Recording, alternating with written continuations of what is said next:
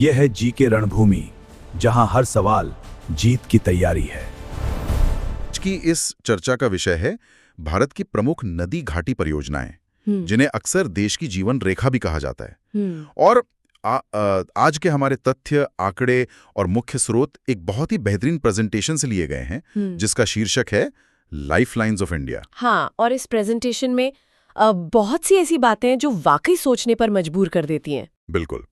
तो आज का हमारा मुख्य उद्देश्य या मिशन ये समझना है कि कैसे इन विशाल परियोजनाओं ने रातों रात नहीं बल्कि दशकों की मेहनत से देश की पूरी सूरत बदल कर रख दी, और आखिर क्यों इन्हें आधुनिक भारत के मंदिर का दर्जा दिया गया है।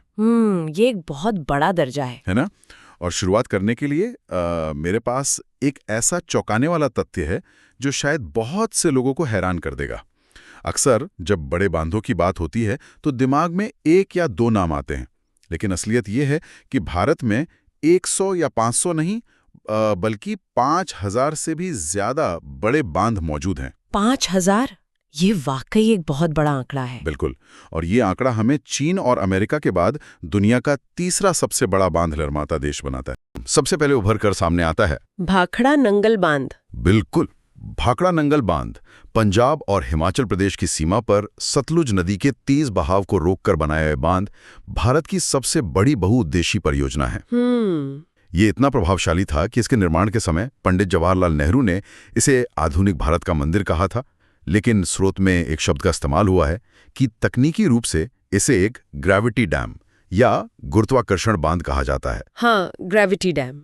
ये नाम सुनने में थोड़ा जटिल लगता है, तो असल में ये काम कैसे करता है? मेरी समझ में तो ग्रेविटी का मतलब सिर्फ चीजों का नीचे गिरना होता है। इसे एक बहुत ही आसान उदाहरण से समझते हैं। मान लीजिए कि एक दरवाजा है जिसे हवा का बहुत तेज झोंका बार बार खोलने की कोशिश कर रहा है। अच्छा। उस दरवाजे को बंद रखने के लिए उसके पीछे एक बहुत भारी पत्थर रख दिया जाता है। वो पत्थर हिलता नहीं है, किसी और चीज से बंधा भी नहीं है, बस उसका अपना वजन इतना ज्यादा है कि हवा का दबाव उसे ढकेल नहीं पाता। ओह, यानी सिर्फ अपने भार के सहारे। बिल्कुल, भाखड़ा नंगल बिल्कुल यही काम करता है।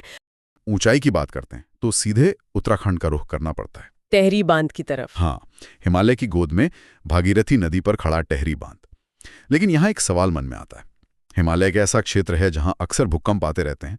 ऐसे संवेदनशील इलाके में 207.5 मीटर ऊंचा बांध बनाना, जो कि किसी 80 मंजिला गगनचुंबी इमारत से भी ऊंचा है। वैसे सोचें तो क्या ये बहुत बड़ा जोखिम नहीं था? यहाँ जो बात सबसे आकर्षक है वो ये है कि टेहरी बांध केवल भारत का ही सबसे ऊंचा बांध नहीं है, बल्कि ये पूरी दुनिया का 8वां सबसे ऊंचा बांध है।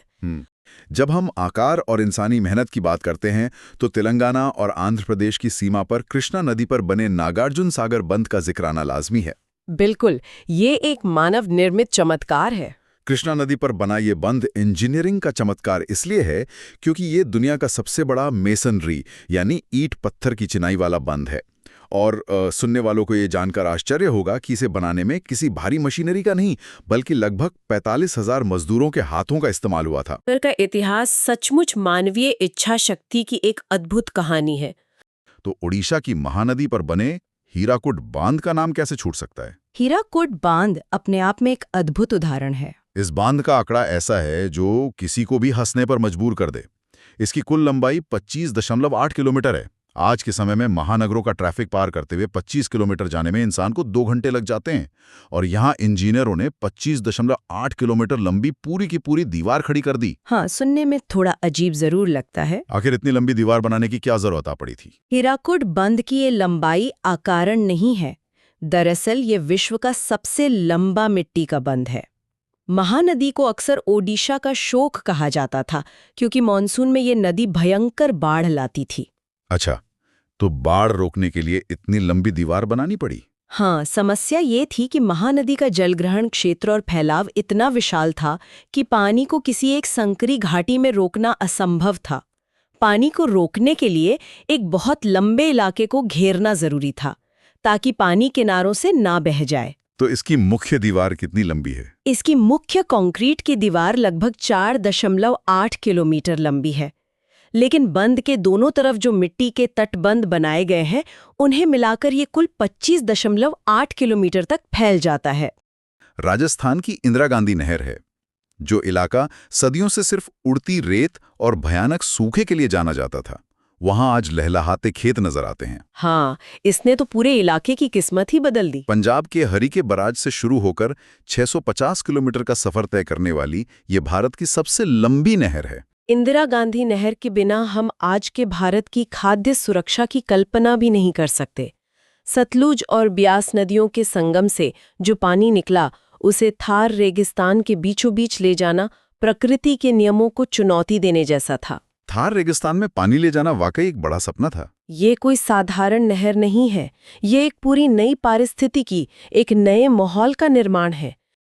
दक्षिण भारत का इदुक्की बांध भी पीछे नहीं है। केरल की पेरियार नदी पर बना ये बांध अपनी अनूठी बनावट के लिए पूरी दुनिया में मशहूर है।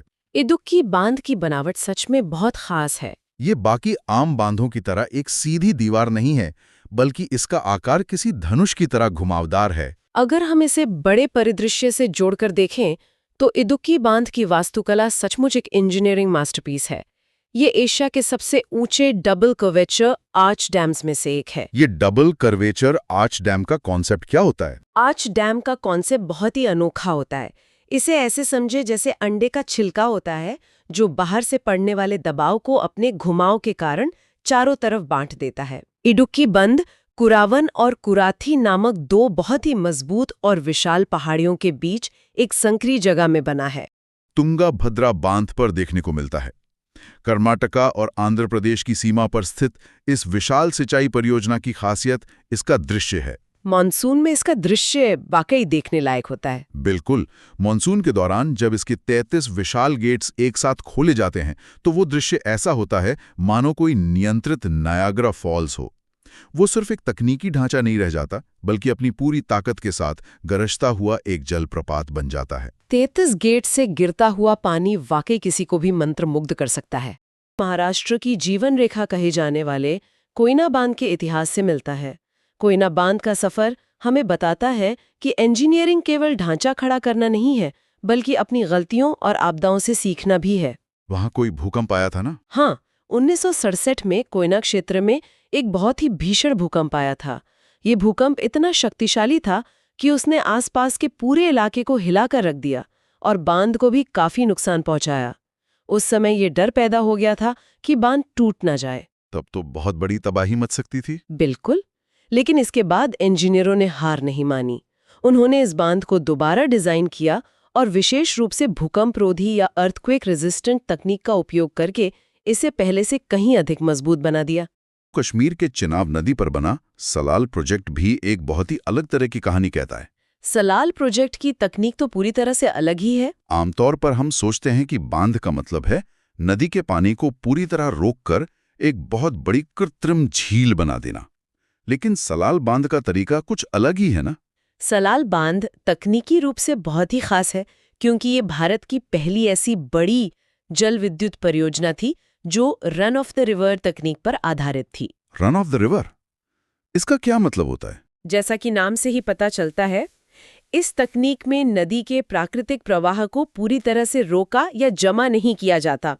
इसे ऐसे समझते हैं कि पानी का विशाल भंडार बनाने के बजाय नदी के तेज बहाव की रफ्तार को उधार लिया जाता है। पानी की रफ्तार को उधार लेना? हाँ, बहता हुआ पानी टरबाइन को घुमाता है, बिजली पैदा होती है और फिर वही पानी वापस नदी में अपनी सामान्य गति से आगे बह जाता है। इस तकनीक का सबसे बड़ा फायदा ये है कि इससे पर्यावरण और नदी के प्राकृतिक स्वरूप को बहुत कम नुकसान पहुंचता है। और बिजली भी मिल जाती है। बिल्कुल। पश्चिम बंगाल में भागीरथी हुगली नदी पर बना फरक्का बराज पूरी तरह से एक अलग ही कहानी है। इसका मुख्य उद्देश्य सुनकर कोई भी चौंक सकता है। इसे खेतों में पानी देने या शहरों को रोशन करने के लिए नहीं बनाया गया है। तो फिर इसका क्या काम है? इसका काम है कोलकाता के बंदरगाह को बचाना। लेकिन यहाँ एक सवाल लाजमी है, क्या नदी का पानी मोड़कर किसी बंदरगाह को बचाने के प्रयास में आगे के इलाकों में पानी का संकट नहीं पैदा होता? ये रणनीतिक फैसला कितना चुनौतीपूर्ण रहा होगा? ये वाकई एक बहुत ही नाजुक संतुलन का खेल है और फरक्का बराज एक बेहतरीन रणनीतिक या स्ट्रेटेजिक परियोजना है। असल में समस्या ये थी कि हुगली नदी में गाद यानी सिल्ट बहुत अधिक जमा होने लगी थी। हुगली में गाद जमा हो रही थी? हाँ, गाद की वजह से नदी उथली हो गई थी और जल स्तर इतना कम हो गया था कि बड़े समुद्री जहाज कोलकाता बंदरगाह तक आ ही नहीं पाते थे। अगर बंदरगाह बंद हो जाता तो पूरी अर्थव्यवस्था ठप पड़ जाती। तब तो पूरा ट्रेड रुक जाता। इसीलिए फरक्का बैरेज का निर्माण किया गया। गुजरात की ताप्ती नदी पर बना उकाई बांध भी शामिल है, जिसे वल्लभ सागर के नाम से भी जाना जाता है और जो गुजरात का दूसरा सबसे बड़ा बांध है। उकाई बांध गुजरात की सिंचाई और बिजली जरूरतों के लिए बहुत अहम है। हाँ, और इसके अलावा उत्तर प्रदेश का रिहांद बांध भी है, जो अपने पीछे एक बहुत बड़ा भौगोलिक बदलाव लेकर आया। रिहांद बांध उत्तर प्रदेश की सबसे महत्वपूर्ण बिजली परियोजना तो है ही, लेकिन जो बात इसे सबसे खास बनाती है वो है इसके पीछे बना जलाशय। वहां कोई झील बन गई है क्या? हाँ, रिहांद बांध के पीछे जो विशाल झील बनती है उसे गोविंद बल्लभ पंत सागर कहा जाता है। ये कोई साधारण झील नहीं है, ये भारत की सबसे बड़ी कृत्रिम झील यानी मैन मेड लेक है। भारत की सबसे बड़ी मैन मेड लेक? इंसानों द्वारा बनाई गई इतनी बड़ी झील का निर्माण अपने आप में एक बहुत बड़ी भौगोलिक घटना है। जब इतने बड़े पैमाने पर पानी एक जगह इकट्ठा होता है तो वो केवल बिजली नहीं बनाता, बल्कि वो आसपास के पूरे पर्यावरण, वहाँ की जलवायु और जमीन के नीचे के जल स्तर को भी पूरी तरह से बदल देता है। शिव समुद्रम जलप्रपात, ये परियोजना नंबर 14 है, जो कि कर्नाटक में कावेरी नदी पर स्थित है। हाँ, हमारे डेटा के अनुसार ये भारत की सबसे पुरानी जल विद्युत परियोजनाओं में से एक है। बिल्कुल। अब जब हम सबसे पुरानी कहते हैं तो अक्सर दिमाग में कोई छोटा मोटा पुराना सा ढांचा आता है, लेकिन यहाँ कहानी कुछ और ही है ना? बिल्कुल, और यहीं पर इतिहास का चश्मा काम आता है। अगर हम इस परियोजना के हिस्टोरिकल टाइमलाइन को देखें तो इसकी स्थापना 1902 में हुई थी। 1902 मतलब आज़ादी से बहुत पहले। हाँ, ये वो दौर था जब दुनिया के कई विकसित देशों में भी बिजली एक लग्जरी मानी जाती थी। आजाद भारत की एक ऐसी पहल की ओर चलते हैं जिसने पूरे देश के लिए एक मिसाल कायम की। आप दामोदर घाटी निगम की बात कर रहे हैं। हाँ, जिसे हम डीवीसी के नाम से भी जानते हैं। परियोजना नंबर 17, जो मुख्य रूप से झारखंड और पश्चिम बंगाल में बहने वाली दामोदर नदी पर है। हमारे नोट्स में डीवीसी को एक बहुत ही खास ऐतिहासिक संदर्भ दिया गया है, जो इसे बाकी सभी बांधों से अलग लीग में खड़ा करता है। अगर हम इसे बड़े परिप्रेक्ष्य से जोड़कर देखें तो डीवीसी की अहमियत सिर्फ ईंट और पत्थर से कहीं ज्यादा है। वो कैसे? क्योंकि ये आजाद भारत की सबसे पहली नदी घाटी परियोजना थी। 1947 में जब देश आजाद हुआ तो बहुत सी चुनौतियां थी हमारे सामने। बिल्कुल, जश्न के साथ साथ कई भयानक प्राकृतिक चुनौतियां भी सामने मुंह बाए खड़ी थीं।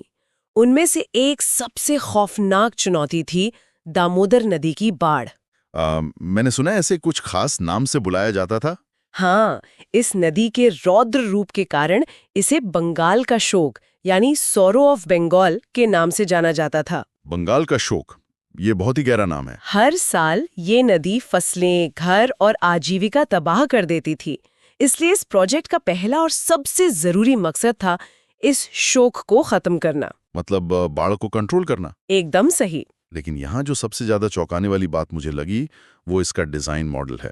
हमारी रिसर्च बताती है कि डीवीसी का मॉडल अमेरिका की टेनेसी घाटी प्राधिकरण यानी टीवीए, टेनेसी वैली अथॉरिटी, हाँ, उस पर आधारित था।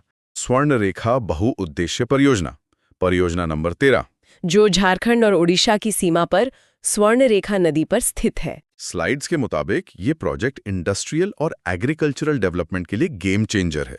लेकिन यहाँ एक और एंगल है जो इसे बहुत खास बनाता है। हाँ, और वो एंगल है इसकी फंडिंग और इसका स्केल। फंडिंग। इस प्रोजेक्ट के साथ एक बहुत ही महत्वपूर्ण फैक्ट जुड़ा है।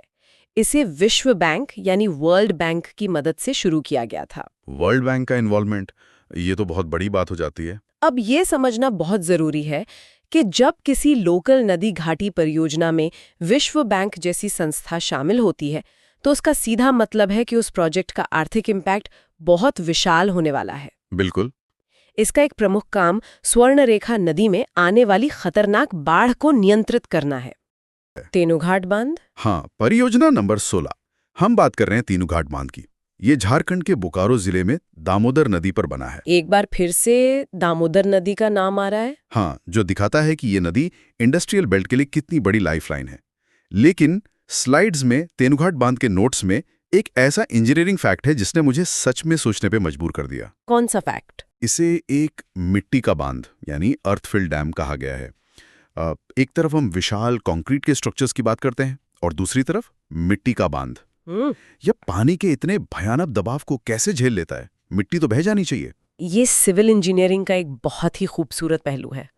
जब हम मिट्टी का बांध कहते हैं तो इसका मतलब ये नहीं है कि बस कुछ ट्रैक्टर मिट्टी लाकर नदी के बीच में डाल दी गई। हाँ, वो तो तुरंत बह जाएगी। एक अर्थफिल डैम का डिजाइन बहुत ही वैज्ञानिक होता है। इसमें अलग अलग तरह की मिट्टी, बजरी और चट्टानों की कई लेयर्स होती हैं, जिन्हें जोन्स कहते हैं। अच्छा, कई सारी लेयर्स होती हैं। हाँ, और इसके बीच में एक कोर होता है जो पूरी तरह से वाटरप्रूफ मिट्टी का बना होता है। वाटरप्रूफ मिट्टी जैसे क्ले? बिल्कुल, क्ले जैसी मिट्टी जो पानी को रिसने से रोकती है। बाहरी परतें इस कोर को भारी वजन और स्थिरता देती हैं। मतलब बाहर पत्थर और बजरी और अंदर वो क्ले वाला कोर। हाँ, इसे बनाना एक बहुत बड़ी इंजीनियरिंग चुनौती है क्योंकि इसमें मिट्टी के कॉम्पैक्शन का एक एक मिलीमीटर परफेक्ट होना चाहिए। ये तो सच में कमाल की तकनीक है। और इसके बनाने के पीछे का असली कारण इसका औद्योगिक महत्व है। ये बांध सीधे तौर पर बोकारो स्टील सिटी को जिंदा रखता है। बोकारो स्टील सिटी भारत के सबसे बड़े स्टील प्लांट्स में से एक। तमिलनाडु में कावेरी नदी पर मेट्टूर बांध और परियोजना 20 कर्नाटक में कृष्णा नदी पर अलमाटी बांध। यहाँ जो बात सबसे अधिक आकर्षित करती है वो है इन संरचनाओं की सांस्कृतिक और ऐतिहासिक पहचान। नाम की वजह से। हाँ, अगर हम दोनों बांधों की तुलना करें तो बहुत कुछ साफ हो जाता है। मेट्टूर बांध दक्षिण भारत की कृषि का एक बहुत बड़ा आधार है और इसके जलाशय का नाम है स्टैनली जलाशय, स्टैनली रिजर्वोयर। बिल्कुल। और दूसरी तरफ अलमाटी बांध उत्तरी कर्नाटक में बिजली और सिंचाई का पावर हाउस है। लेकिन इसके जलाशय का नाम है लाल बहादुर शास्त्री सागर। एकदम सही। ये कंट्रास्ट वाकई ध्यान खींचता है। एक तरफ हमारे पास स्टैनली जलाशय है जो सीधे तौर पर ब्रिटिश राज और औपनिवेशिक काल की याद दिलाता है, और दूसरी तरफ लाल बहादुर शास्त्री सागर जो आजाद भारत की पहचान, जय जवान जय किसान के नारे और हमारे अपने राष्ट्रीय नायकों को समर्पित है। सरदार सरोवर बांध की ये गुजरात में नर्मदा नदी पर बना है। हमारे नोट्स में से लेकर जो सुपरलेटिव्स दिए गए हैं वो सच में दिमाग घुमा देने वाले हैं। इसे आधुनिक भारत की सबसे बड़ी इंजीनियरिंग उपलब्धियों में से एक कहा गया है। और इसे ऐसा क्यों कहा जाता है? इसका लॉजिक इसके आकार में छिपा है। आकार में? रिसर्च बताती है कि ये कंक्रीट से बना दुनिया का दूसरा सबसे बड़ा बांध है। दुनिया का दूसरा सबसे बड़ा? जरा इस बात की गहराई को समझिए। दुनिया का दूसरा सबसे बड़ा, इसका मतलब है कि इसे बनाने में इतने लाख क्यूबिक मीटर कंक्रीट का इस्तेमाल हुआ है जो शायद कई बड़े शहरों को बनाने के लिए काफी हो। मतलब कंक्रीट का एक पूरा पहाड़? पानी के इतने विशाल रिजर्वॉयर को संभालने के लिए जो गुरुत्वाकर्षण यानी ग्रेविटी और डिजाइन की जरूरत होती है वो भारतीय इंजीनियरों की विश्व स्तरीय क्षमता का सबूत है। और सिर्फ इंजीनियरिंग ही नहीं, इसके साथ एक बहुत बड़ा नेशनल प्राइड भी जुड़ा हुआ है। Statue of unity. बिल्कुल। इसी बांध के ठीक पास विश्व की सबसे ऊंची मूर्ति स्थित है, दुलहस्ती पावर स्टेशन, जो जम्मू कश्मीर के किश्तवाड़ जिले में चिनाब नदी पर स्थित है। अब तक हम मैदानी या पठारी इलाकों की बात कर रहे थे जहां बड़े रिजर्वॉयर बनाए जा सकते हैं, लेकिन पहाड़ों का भूगोल, वहां की ढलान और नदियों का तेज बहाव इंजीनियरिंग के लिए एक बिल्कुल अलग तरह की चुनौती पेश करता है। हाँ, और इसी चुनौती का जवाब है दुलहस्ती बांध की तकनीक। हमारे टेक्सपेक नोट्स में इसे एक रन ऑफ द रिवर परियोजना बताया गया है। रन ऑफ द रिवर, ये शब्द बहुत सुनने में आता है। इसे समझना बहुत जरूरी है। आमतौर पर बांधों में हम एक बहुत बड़ी दीवार बनाकर एक विशाल झील बनाते हैं जिसे रिजर्वॉयर कहते हैं। हाँ, पानी रोक कर रखते हैं। लेकिन पहाड़ों में जहां जमीन नाजुक होती है और घाटियां गहरी होती हैं, वहां ऐसा करना पर्यावरण के लिए खतरनाक और आर्थिक रूप से अव्यवहारिक हो सकता है। जमीन धंसने का डर रहता है, भूकंप का भी खतरा होता है। बिल्कुल। तो फिर ये रन ऑफ द रिवर काम कैसे करता है? इस तकनीक में नदी के प्राकृतिक प्रवाह को रोका नहीं जाता। मतलब कोई बड़ी दीवार नहीं बनाते? नहीं, बस नदी के एक हिस्से के पानी को टनल या पाइप्स के जरिए डाइवर्ट किया जाता है। उसे ऊंचाई से टरबाइन पर गिराकर बिजली बनाई जाती है। और फिर और फिर उस पानी को वापस उसी नदी में छोड़ दिया जाता है। अरे वाह, ये तो बहुत ही सस्टेनेबल तरीका है। हमारी लिस्ट की आखिरी परियोजना किसी साइंस फिक्शन फिल्म के प्लॉट जैसी लगती है। आप काकरापार की बात कर रहे हैं? हाँ, परियोजना 21 काकरापार परियोजना, जो गुजरात के सूरत के पास तापी नदी पर स्थित है। बाहर से देखने में ये एक आम बहुउद्देशीय नदी घाटी परियोजना लगती है जो सिंचाई और खेती के काम आती है। लेकिन हमारे नोट्स बताते हैं कि इसका एक की फीचर है जो इसे इस पूरी लिस्ट में सबसे अलग बना देता है। और वो की फीचर है परमाणु ऊर्जा या न्यूक्लियर पावर। न्यूक्लियर पावर एक बांध के साथ। काकरापार बहुउद्देशीय योजना के पास ही भारत का एक प्रमुख परमाणु ऊर्जा स्टेशन स्थित है। ये कोई इत्तेफाक नहीं है, बल्कि बहुत ही सोची समझी प्लानिंग का हिस्सा है। वो कैसे? मतलब न्यूक्लियर प्लांट और बांध का क्या कनेक्शन है?